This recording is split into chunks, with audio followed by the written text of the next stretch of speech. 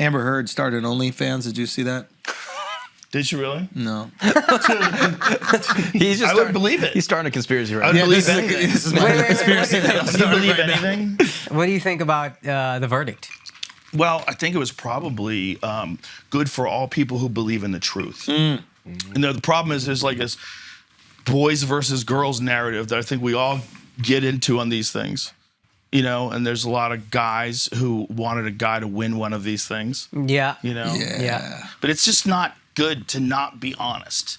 And if you're doing that and you're doing it to try to hurt someone, Yeah. like if you're purposely changing reality, you're lying about what happened just to try to hurt somebody, Right. you're doing a fucked up thing because you're pretending you're a victim.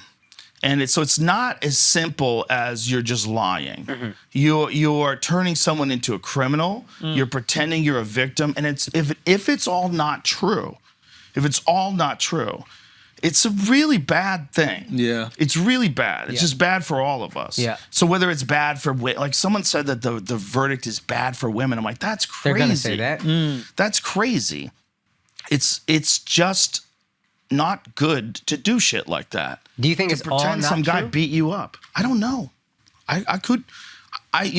You watch the trial and you form your own opinions. Unless you're there, unless there's direct evidence. And other than the evidence of like the conversations they had that they were both recording, which is so wild. weird. Fucking Like shit gotta get fucked up before you press record when you're That arguing is with so your wife, wild. man. Now, did they secretly Yeah, why would record you each want to other? listen to what your wife says twice? Think about the torture. Did they secretly record each other? No, I think they both knew. So they both knew. Yeah. So they decided to have like a performance conversation. Because if you're recording it knowing someone else is going to listen. Yeah. Yeah. So that's not a real conversation. Like you're putting on a show. Yes. Yeah. It's like Yes. Keeping Up with the Kardashians knows the camera's there. Yeah. They know the cameras are there. Yeah. That's true. When are you gonna get They're Kris putting on a Jenner? show. You need Kris Jenner on. Oh, I don't need that. Yes. Why do you need that? I would What love is that. so fascinating? There's a I boundary. just never met a demon before. Oh my gosh. goodness. What? I said You something can't wrong? just call people demons, bro. Yeah, bro. Why? Because I downgraded her from devil? Is that the issue? But isn't she just crafty? Yes. I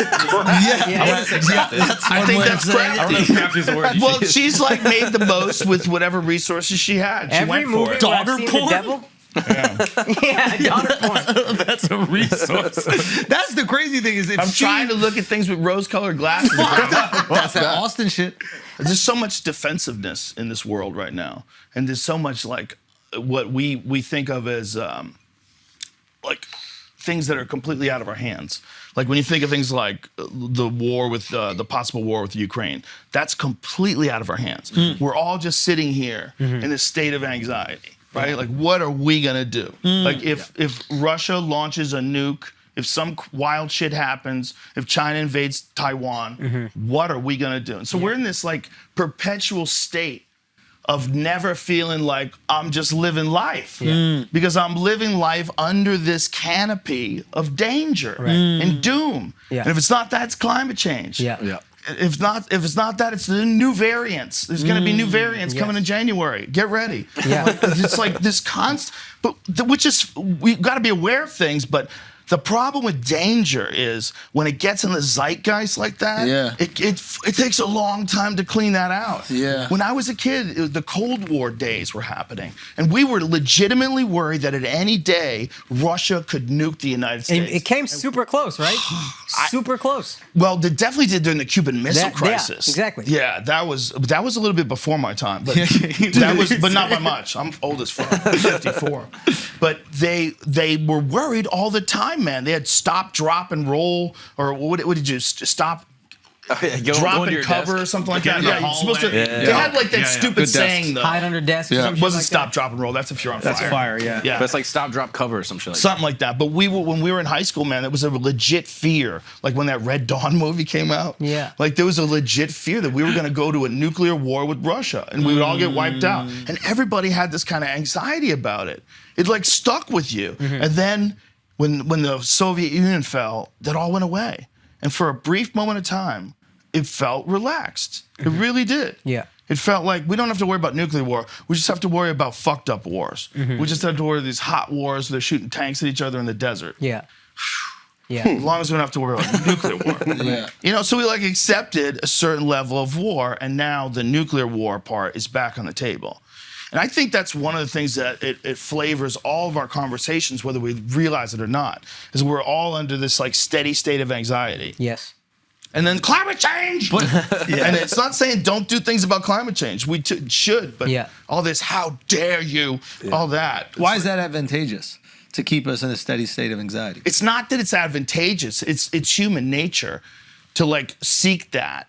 It's human nature to try to find the danger. The problem is you're not supposed to know about danger with 7 billion people. Yeah. It's too many fucking people. Yeah. You're supposed to know about danger in your community. Yeah. Like you're supposed to have a small tribe of 150 or so people, and you know about everything you can't eat, and you know about all the people that are dangerous. Yeah. It's You like know- 70 people. Like the Dunbar number. I think or it's, whatever. I think it's 150. 150. But it's actually tiered. I didn't know it was tiered. It's the Dunbar's number is you get a certain amount of like intimate, close friends that you know well, and then from there on, it's like you get 50 people who you know their name, but you don't know too much about them, and then there's like another 100 people.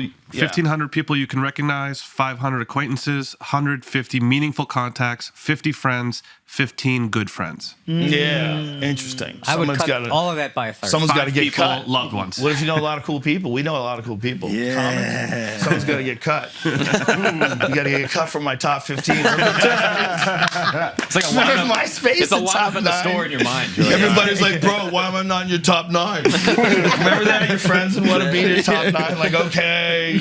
All right, man. This is so silly. it's your MySpace list, just all over. That's your Dunbar number, bro. cut, dude. Ugh. That's the thing. It's like, I think we really are only designed to interact with a certain amount of people. I think that's why interaction on social media is so like hostile. It's not normal. You're not supposed to be interacting with that many people. It's like you got data coming at you, like it's like too much. And I can't care about you. I just have too many people. It's too I'm much. past that 1,500. Yeah. So I don't give a fuck But about do I our don't brains see you as a adapt person. though over time? You think? I think they do. I think our brains are going to evolve. And they're going to eventually, whether it's through electronic intervention, which is the most likely scenario, that they put something in our brains and it allows us to interface with each other in a different way. And Elon, the way Elon described it, he said, you're going to be able to talk without words. There's Neuralink. Yeah, this is his version of it. But I'm sure there's multiple versions. Do you he's think we developed. see that in our lifetime? Yes. Yes. I think we see that way quicker than we think. I think how cell phones took over, when cell phones went from being like, who has a cell? Look at Michael Douglas on the beach with that fucking prick. Greed is good, bitch. Remember those days? Yeah. Remember how many assholes did that movie make?